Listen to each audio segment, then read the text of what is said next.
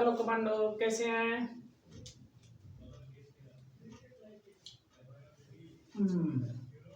पढ़ाई चल रही है। चलिए ठीक। आज हम बात करेंगे नेफ्रॉन। जैसे कल के लेक्चर में मैंने बताया था कि नेफ्रॉन क्या होता है और उसके लोकेशन के आधार पे उसे कितने भागों में बांटा गया है ना जी। कल मैंने यही डिस्कस किया था, जहां तक उम्मीद है मैंने ये डिस्कस किया था, या मुझे ख्याल है, मुझे आपको ख्याल रहे या ना रहे, मुझे ख्याल है। देखिए, कल मैंने डिवाइड किया था कि पहले तो नेफ्रॉन होता क्या है, नेफ्रॉन की संख्या कितनी होती है, ये सारा डिस्कस मैंने कल के लेक्चर में मैंने किया था। और उसे लोकेशन के आधार पे मैंने डिवीजन बताया था। मैंने बोला था कि लोकेशन के आधार पर उसे कितने भागों में बांटा गया है, 2 भागों में बांटा गया है। ये चीजें मैंने कल डिस्कस किया था। तो मैंने आपको ये चीजें बताया था कि जो नेफ्रॉन होता है हमारे ब्लड को प्यूरिफाई करता है, सॉरी फिल्ट्रेट करता है, या प्यूरिफाई नहीं कर सकते हैं, फिल्ट्रेशन कर सकते हैं। देखिए, ये जो नेफ्रॉन होता है हमारे ब्लड को क्या करता है, फिल्ट्रेट करता है। ये हमारे ब्लड से जो भी वेस्ट मटेरियल होते हैं उनको ये एक्सक्रीशन के रास्ते या यूरिन के रास्ते बाहर निकालने का काम करता है। ये कैसे करता है, ये चीज आज हम नेफ्रॉन के स्ट्रक्चर और कैसे यूरिन का फॉर्मेशन करता है, ये चीजें आज की क्लास में हम डिस्कस करेंगे। तो हमारी बातों से आप सहमत है? हाँ। तो आज हम केवल डिस्कस करेंगे नेफ्रॉन का स्ट्रक्चर क्या होता है, नेफ्रॉन में कौन कौन से पार्ट जो होते हैं जो फिल्ट्रेशन का काम करते हैं। मैंने आपको, चलिए अब स्टार्ट करते हैं स्ट्रक्चर के आधार पे। मैंने बोला था ना कि कल लेक्चर में मैं स्ट्रक्चर के आधार पे नेफ्रॉन को डिवीजन बताएंगे। और ये जो क्लासेज में आज जो लेने जा रहा हूँ ये आपके ऑफलाइन में भी मैंने नहीं पढ़ाया था। बस केवल मैंने स्ट्रक्चर के आधार पर नेफ्रॉन को डिवीजन कर दिए थे, लेकिन मैंने उस तरह से आपको पूरी तरह से डिस्क्रिप्शन में नहीं बताया था। तो आज हम आपको वीडियो के माध्यम से हम आपको डिस्क्राइब कर देंगे, और आपको यहाँ तक मैं संभव करूंगा कि पूरी की पूरी लाइन आपको समझ में आ जाए। तो स्टार्ट करते हैं स्ट्रक्चर के आधार पे। हम जानते हैं कि ये जो नेफ्रॉन होता है जिस तरह लोकेशन के आधार पर 2 भागों में बांटा गया था ना, उसी तरह नेफ्रॉन को बेसिक ऑफ स्ट्रक्चर लिखिएगा मत, केवल समझिए पहले, फिर उसके बाद लिखिएगा ना। बेसिक ऑफ स्ट्रक्चर के आधार पे, इसके आधार पे देखिए नेफ्रॉन जो होता है लोकेशन के आधार पे उसे 2 भागों में बांटा गया है, कॉर्टिकल नेफ्रॉन, जस्टामेडुलरी नेफ्रॉन। ये अलग क्वेश्चन हो गया, वो जो तुम्हारा क्वेश्चन था वो अलग आ गया। और ये तुम्हारा जो क्वेश्चन है ये स्ट्रक्चर के आधार मतलब संरचना के आधार पे नेफ्रॉन को कितने भागों में बांटा गया है, 2 भागों में बांटा गया है। कितने भागों में बांटा गया है, 2 भागों में।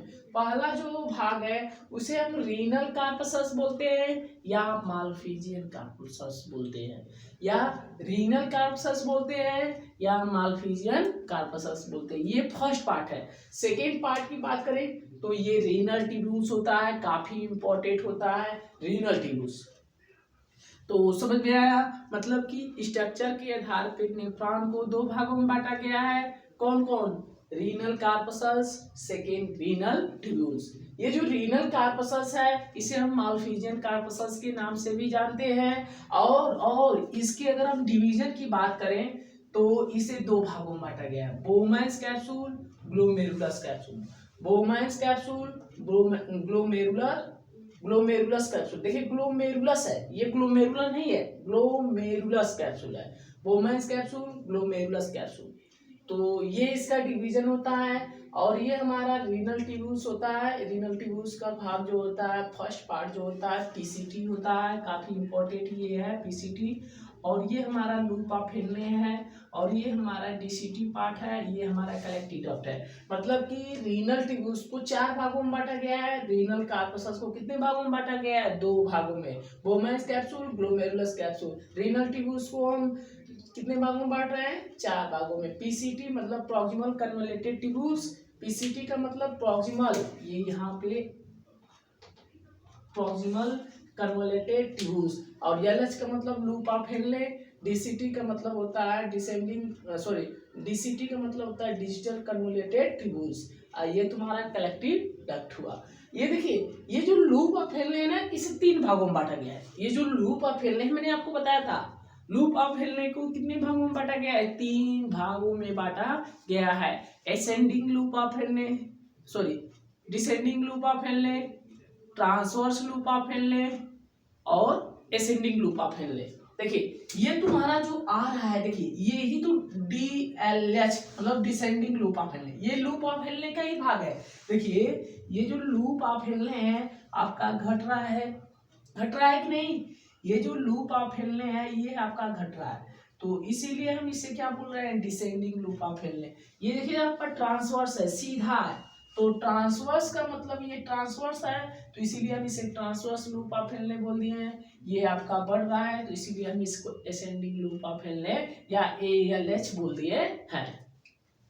ये चीजें आपको पूरी तरह से जहां तक उम्मीद की होंगी समझ में आ गया होगा। देखिए, अगर हम इसकी वर्क की बात करें, कि सर जी आप बता रहे हैं इसको 2 भागों में बांटा गया है, इसको भी 4 भागों में बांटा गया है, लेकिन इनका वर्क क्या होता है? हाँ, ये जो इनका वर्क होता है, रीनल कार्पसस और रीनल ट्यूब्यूल्स का जो वर्क होता है, रीनल कार्पसस का सबसे मोस्ट इम्पॉर्टेंट वर्क होता है ब्लड से जो भी बड़े बड़े पार्टिकल्स होते हैं, जो भी वेस्ट मटेरियल होते हैं, पहले उसको क्या कर लेता है? ये कलेक्ट कर लेता है। मतलब कि जब ये एफरेंट आर्टरियोल से ब्लड इससे पास करता है ना, किससे? ग्लोमेरुलस से। इस ग्लोमेरुलस या बोमेंस ग्लोमेरुलस से जब ये एफरेंट आर्टरियोल से ब्लड पास करता है ना, तो इसमें कुछ बेसमेंट मेम्ब्रेन होते हैं जो सिंपल स्कामस ग्लोमेरुलस एपिथेलियल टिश्यू के बने होते हैं, और सेकेंड जो थर्ड लेयर होता है ये वाला हमारा जो होता है, ये हमारा सिंपल स्कामस विसरल बोमेंस कैप्सूल के बने होते हैं, और ये तुम्हारा जो लेयर होता है, यह सिंपल स्कामस ग्लैंडुलर एपिथेलियल टिश्यू की बनी होती है। मतलब कि ये जो एफरेंट आर्टरियोल में इस तरह से आपको हम एरो दिखाए ना, ऐसे ऐसे ऐसे ऐसे ऐसे, ये जो स्लाइडिंग ऊपर किया गया है, ये ग्लैंडुलर होते हैं। मतलब कि कुछ ग्लैंडुलर होते हैं जो ग्लैंडुलर हार्मोन का सिक्रेशन करते हैं। तो कह रहा है कि ये जब ब्लड इससे पास करता है ना, ये एफरेंट आर्टरियोल, मैंने आपको बताया था कि एफरेंट आर्टरियोल से ब्लड पास करता है और एफरेंट आर्टरियोल से निकल जाता है। तो ये कह रहा है कि जब एफरेंट आर्टरियोल से ब्लड पास करता है ना, तो ये ग्लोमेरुलस के द्वारा क्या कर लेता है? फिल्टर कर लेता है। मतलब कि ग्लोमेरुलस से फिल्टर करने के बाद और रेस्टोरेंट बाहर कर देता है, एफरेंट आर्टरियोल चला जाता है। तो यहाँ पे हम अगर बात करें रीनल कार्पसस, हाँ, तो ये रीनल कार्पसस बोमेंस और ग्लोमेरुलस कैप्सूल क्या करते हैं? उस ब्लड से जो भी वेस्ट मटेरियल रहता है, जो भी बड़े बड़े पार्टिकल्स होते हैं, लार्ज पार्टिकल्स जो होते हैं सॉल्यूट में जो घुले होते हैं इस ब्लड में, वो लार्ज पार्टिकल जो होते हैं उसको ये फिल्टर कर लेता है, मतलब पकड़ लेता है ना, तो फिल्टर कर लेता है उसको। तो ये बचा छोटा छोटा पार्टिकल, जैसे कि मैंने आपको बताया था कि चाय जब हम छानते हैं कप में, तो पहले छन्नी में बड़े बड़े पार्टिकल छन जाते हैं, लेकिन छोटे छोटे पार्टिकल नहीं छनते हैं ना जी, छोटे छोटे पार्टिकल नहीं छनते हैं। देखेंगे कप में नीचे वाले सरफेस में बैठा रहता है, तो उसी तरह हमारे ब्लड का भी होता है, उसी तरह जस्ट लाइक एकदम कप जैसा ही होता है। यहाँ पे बड़े बड़े पार्टिकल्स रीनल कार्पसस में जो ग्लोमेरुलस और बोमेंस कैप्सूल है, बोमेंस कैप्सूल और ग्लोमेरुलस जो कैप्सूल है, इनके द्वारा ब्लड से जो भी बड़े बड़े पार्टिकल्स होते हैं उनको क्या कर लिया जाता है? फिल्टर कर लिया जाता है। क्या कर लिया जाता है? फिल्टर कर लिया जाता है। लेकिन अब बचा छोटा छोटा जो पार्टिकल्स होता है, वो हमारा इसके थ्रू जब यहाँ से ब्लड पास करके चला जाता है, तो यहाँ से ये PCT और तुम्हारा लूप ऑफ हेनले और हमारा डिजिटल DCT जो हुआ और कलेक्टिव डक्ट, ये 4 पार्ट मिलकर दोबारा रीएब्जॉर्प्शन का काम कर लेते हैं। रीएब्जॉर्प्शन का मतलब होता है, एक तो ब्लड पहले से छना था, दोबारा छान लिया गया, तो इसको हम क्या बोलते हैं? रीएब्जॉर्प्शन। मतलब कि ये जो हमारा रीनल ट्यूब्यूल्स है 99% जो होता है रीएब्जॉर्प्शन का काम करता है। रीएब्जॉर्प्शन का मतलब ये हुआ सर जी कि रीएब्जॉर्प्शन का मतलब ये हुआ कि ब्लड तो बेचारा पहले से छना था, उसको ये दोबारा छानने का काम करता है। कौन? Renal tubules. मतलब कि हम कह सकते हैं कि जो ये रीनल ट्यूब्यूल्स है सर जी, ये छोटे छोटे पार्टिकल, मतलब जो सॉल्यूट, मतलब बहुत छोटे छोटे जो पार्टिकल्स होते हैं उस ब्लड में, उसको भी यह रीएब्जॉर्ब कर लेता है। ये कैसे करता है, ये चीजें हम आपको यहाँ पे डिस्कस करेंगे। तो यहाँ तक मैं उम्मीद किया होगा कि ये आपको समझ में आ गया होगा। ये आपका बोमेंस कैप्सूल है, ये हमारा ग्लोमेरुलस है, ये दो भाग जो है ये रीनल कैप्सूल्स के भाग हैं। ये इनका जो काम होता है, ये क्या करते हैं, ब्लड में जो भी लार्ज पार्टिकल होते हैं, बड़े बड़े जो पार्टिकल्स होते हैं उनको क्या कर लेते हैं, ये फिल्टर कर लेते हैं। बचे रेस्ट मटेरियल, मतलब छोटे छोटे जो पार्टिकल बच जाते हैं वो हमारे रीनल ट्यूब्यूल्स के द्वारा, देखिए मैंने लिखा हूँ 99% रीअब्जॉर्प्शन, मतलब कि हमारे ब्लड का जो 99 भाग जो होता है, छोटे छोटे पार्टिकल जो होते हैं, वो रीअब्जॉर्प्शन का काम करता है। कौन, रीनल ट्यूब्यूल्स। ये यहाँ तक समझ में आया। तो देखिए ये कल मैंने आपको लेक्चर में, क्लासेज में, ऑफलाइन क्लासेज में मैंने आपको बताया था कि यहाँ पे कुछ परमेबिलिटी होती है, परमेबल होते हैं सरफेस पे, ये पीसीटी के प्रॉक्सिमल कन्वोल्यूटेड ट्यूब्यूल्स जो 70 से 80% रीअब्जॉर्प्शन करता है। मतलब कि जो भी ब्लड में इलेक्ट्रोलाइट्स होते हैं, जो बैलेंस होते हैं, इलेक्ट्रोलाइट कंपोजिशन होते हैं, उनको 70 से 80% क्या कर देता है, रीअब्जॉर्प्शन कर लेता है। मैंने आपको सर बताया थे, मैंने आपको बताया था ना, मैंने आपको बताया था कि जो ब्लड में जो वेस्ट मटेरियल होते हैं, उस देखिए जो हमारे बॉडी के लिए, ब्लड में बहुत सारे मटेरियल होते हैं लेकिन सबको छाना नहीं, सबको यूरिन के रास्ते बाहर नहीं निकालते, उसी मटेरियल को बाहर निकाला जाता है जो हमारे बॉडी के लिए लाभदायक ना हो। ये चीजें जान रहे ना। तो यहाँ पे भी वही होता है। देखिए पीसीटी जो है हमारा 70 से 80% भाग जो होते हैं, इसमें जो भी इलेक्ट्रोलाइट हमारे बॉडी के लिए जो लाभदायक होते हैं, जैसे कि पोटेशियम, बाइकार्बोनेट, H2O, सोडियम, ये हमने आपको बताया था आयन कंपोजिशन। तो ये देखिए इसी तरह हमारे किडनी जो होता है, इनके आयंस को, कंपोजिशन को मेंटेन करता है। मैंने फर्स्ट वर्क मैंने आपको बताया था कि ब्लड जो होता है हमारे आयनिक कंपोजिशन को मेंटेन करता है। तो देखो ये जो पीसीटी है, ये हमारा मैक्सिमम भाग जो होता है, मैक्सिमम 70 से 80% भाग जो होता है रीअब्जॉर्प्शन का काम करता है। मतलब कि यहाँ पे ये मतलब हुआ कि यहाँ से सोडियम, पोटेशियम, सोडियम, पोटेशियम हुआ, बाइकार्बोनेट हुआ, H2O हुआ, सोडियम हुआ, इनको ये बाहर कर लिया जाता है, रीअब्जॉर्प्शन का काम कर लिया जाता है। और यहाँ की जो परमेबिलिटी देखा जाए, परमेबिलिटी का मतलब ये जो मेम्ब्रेन देखा जाए, हाइड्रोजन और अमोनियम के लिए ही परमेबल होते हैं, मतलब कि केवल इन्हीं को आने देते हैं अंदर और किसी को नहीं आने देते हैं। ये जो सोडियम और ये तुम्हारा जो हाइड्रोजन और जो अमोनिया है, केवल इसी को बाहर आने देते हैं और इन सभी को ये रीअब्जॉर्प्शन कर देता है, अंदर बाहर कर देता है ना, मतलब कि बॉडी सरफेस में भेज देता है। और बचा जो रेस्ट मटेरियल होता है, ये हमारा कहाँ इंटर कर जाता है, लूप ऑफ हेनले, मतलब कि डिसेंडिंग लूप ऑफ हेनले में क्या कर जाता है, इंटर कर जाता है। ये जो descending loop of Henley question पूछता है, ये यहाँ पे हम अभी थोड़ा सा रिवाइज कर लेना है। पीसीटी क्वेश्चन पूछता है कि पीसीटी किसके लिए परमेबल होता है, तो पीसीटी केवल हाइड्रोजन और अमोनियम आयन के लिए ही परमेबल होता है। यहाँ पे पोटेशियम, बाइकार्बोनेट, हाइड्रोजन यानी पानी और सोडियम को ये बाहर रीअब्जॉर्ब कर देता है और बचे जो हाइड्रोजन और अमोनियम आयन है उसको क्या कर देता है, ये अंदर आने देता है। ये जो मेम्ब्रेन होता है, ये काफी इम्पोर्टेंट पार्ट होता है ये क्योंकि ये पीसीटी जो होता है मैक्सिमम जितने ब्लड में छोटे छोटे पार्टिकल्स होते हैं उन सभी को ये रीअब्जॉर्ब कर बॉडी सरफेस में भेज देता है, जो लाभदायक होते हैं उसको बॉडी सेल में भेज देता है और बचे रेस्ट मटेरियल को ये आगे भेज देता है। तो ये 70 से 80% जो रीअब्जॉर्प्शन का काम करता है, कौन करता है, पीसीटी। ये पीसीटी काफी इम्पोर्टेंट भाग है। ये जो हमारा पीसीटी है, ये हमारा जो पीसीटी है, ये कुछ यहाँ पे हम आपको बता दे रहे हैं कि ये जो पीसीटी है ये किसका बना होता है, लाइन होता है अंडर ये जो लाइनिंग आप देख रहे हैं, ये आपके रीअब्जॉर्प्शन की सरफेस एरिया को बढ़ाते हैं। जैसे देखिए ये काफी ऐसे है, तो ऐसे का मतलब ये नहीं हुआ कि अगर इसे आप खींचेंगे तो एब्जॉर्प्शन एरिया जो होगी, इसकी सरफेस एरिया बढ़ेगी कि नहीं, तो ये हम कह सकते हैं कि ये जो पीसीटी में आपका ये बॉर्डर टाइप स्ट्रक्चर ब्रश जैसा स्ट्रक्चर आपको दिखाई दे रहा है, ये आपका सिंपल क्यूबाइडल एपिथेलियल टिश्यू का बना होता है। Simple cuboidal brush border brush ना, यहाँ पे ब्रश है, तो ये simple cuboidal brush border epithelial tissue का ये बना होता है। ये क्या करता है, हमारे री एब्जॉर्प्शन के सरफेस एरिया को क्या करता है, बढ़ावा करता है। ऐसा समझ में पीसीटी आया कि नहीं।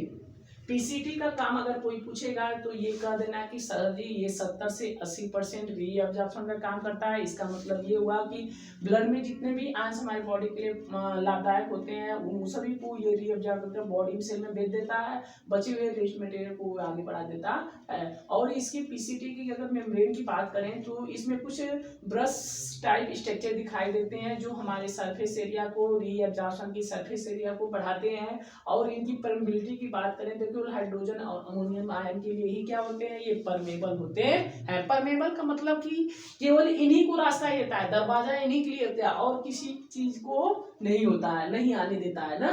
तो केवल ये हाइड्रोजन अमोनियम आयन के लिए, अमोनियम आयन के लिए परमेबल होता है और वेस्ट मटेरियल को ये आगे बढ़ा देता है। अगर हम इसकी लाइनिंग की बात करें तो ये simple cuboidal brush border epithelial tissue की बनी होती है जो हमारे सरफेस एरिया के री एब्जॉर्प्शन को क्या करता है, बढ़ाता है।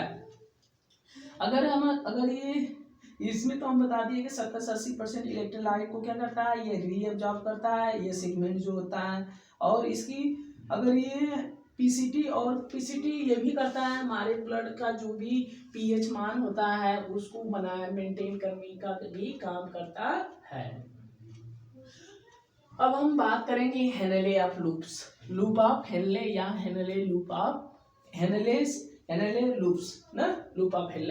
तो लूप ऑफ हेनले की बात अगर हम करें तो ये केवल टू केवल परमेबल होता है वाटर के लिए, केवल टू केवल परमेबल होता है वाटर, मतलब कि केवल ये वाटर को ही बाहर जाने देता है, मतलब कि ये केवल वाटर के लिए ही बाहर जाने देता है। देखो ये हमारा ये केवल वाटर को ही बाहर जाने देता है। ये लूप ऑफ हेनले जो होता है ये थिक होता है, मोटा सेगमेंट होता है और ये कितनी परसेंट काम करता है, 5% री एब्जॉर्प्शन का काम करता है। देखिए ये लूप ऑफ हेनले जो है इसे ये मोटा सेगमेंट है और ये केवल वाटर को ही बाहर आने देता है। तो ये वाटर को बाहर ही एब्जॉर्ब कर सकता है ना, तो ये वाटर को बाहर निकाल सकता है। और ये इसके अगर री एब्जॉर्प्शन की बात करें तो ये केवल 5% करता है। कितना परसेंट करता है, 5%। ये 5% है, ये 5% री एब्जॉर्प्शन करता है। और ये देखिए जब यहाँ पे देखिए सभी को निकाल दिया लेकिन NaCl यहाँ पे आते जो नमक होता है NaCl ना, ये जो NaCl है यहाँ पर ट्रांसवर्स लूप ऑफ हेनले में आते ये मैक्सिमम हो जाता है। मतलब कि हम जब आपको बताएंगे ये जो ट्रांसवर्स लूप ऑफ हेनले है यहाँ पे जो NaCl है, ये जो NaCl है इसका जो मात्रा हो जाती है 1200 हो जाती है, 1200 MO। इसकी यूनिट जो होती है MO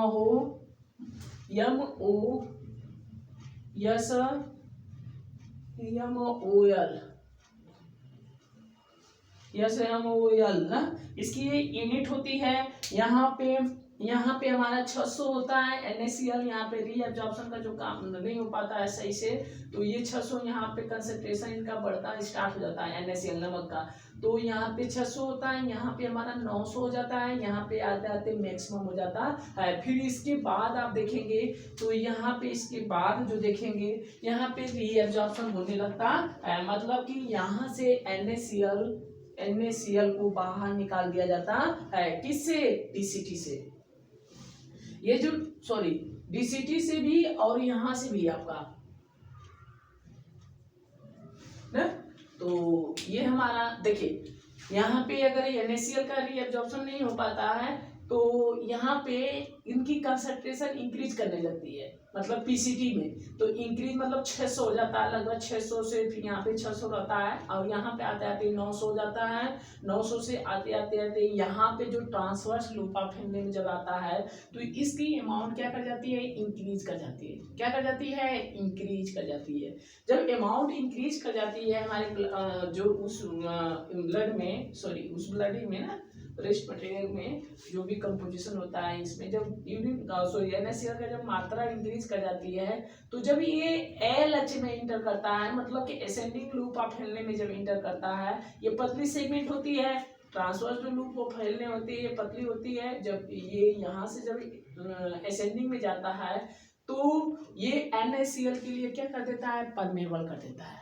NaCl को क्या कर देता है, परमेबल, वहां से अभी निकालना स्टार्ट कर देता है। मतलब कि NaCl जब देखता है कि कंसंट्रेशन बढ़ रहा है तो उस वेस्ट मटेरियल जो भी इसमें कंपोजिशन जा रहा है उस वेस्ट मटेरियल को ये क्या करने लगता है, बाहर निकालने लगता है, मतलब कि बॉडी सरफेस में भेजने लगता है। और यहाँ पे आते आते आते आते ये पूरी तरह से रीअब्जॉर्ब कर लिया जाता है और बचे हुए रीअब्जॉर्प्शन कुछ बच जाते हैं और जो नहीं बाहर आ पाता है उसे हम यूरिन के रास्ते बाहर निकालते हैं।